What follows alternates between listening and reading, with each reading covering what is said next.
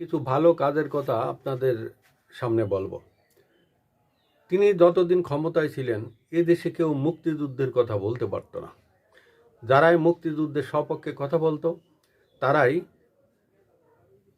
তার নির্যাতনের শিকার হতো এবং তাদেরকে জেলখানায় ধরে নিয়ে যাওয়া হতো। এদেশের অনেক মুক্তিযুদ্ধ ভাস্কর্যগুলো তিনি মাটির সাথে মিশিয়ে দিয়েছেন এবং মুক্তিযুদ্ধের জাদুঘরের অনেক স্মৃতিচিহ্ন, অনেক ফলক এগুলো তিনি উধাও করে দিয়েছেন। আমাদের মুক্তিযুদ্ধের কোনো স্মৃতি এখন আর নাই।